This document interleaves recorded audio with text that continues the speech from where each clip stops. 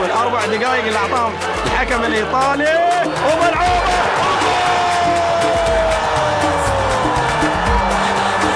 هدف التعادل والتعادل. فايز بندر والكاس لمن بندر. جول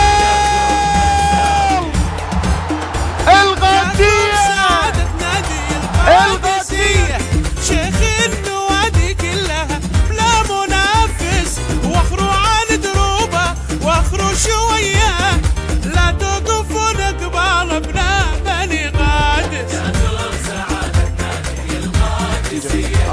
شيخ النوادي كلها بلا منافس، واخروا عن دروبه، لا توقفوا نقبال ابناء بني قادس.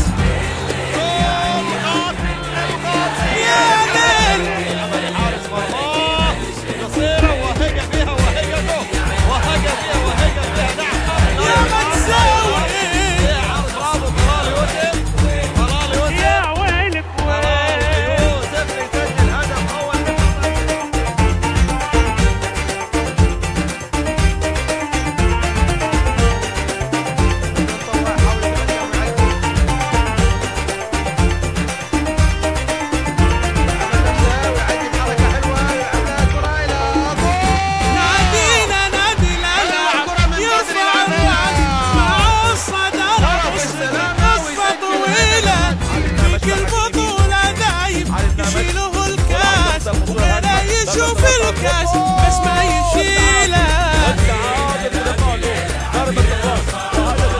مع الصدارة قصة طويلة، فيك البطولة دايم يشيله الكاس، وغيره يشوف الكاس بس ما يشيله. يا ليل يا عين يا عين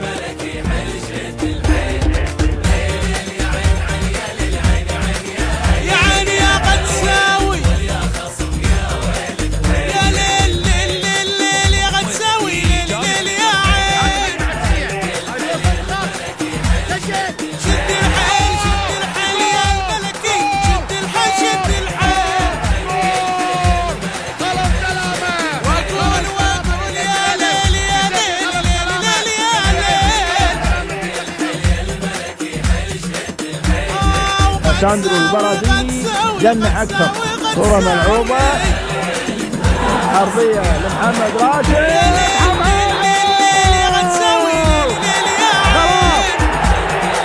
خلاص محمد راشد انهى هذا الفوز. محمد راشد اللي شارك في الشوط الثاني بدل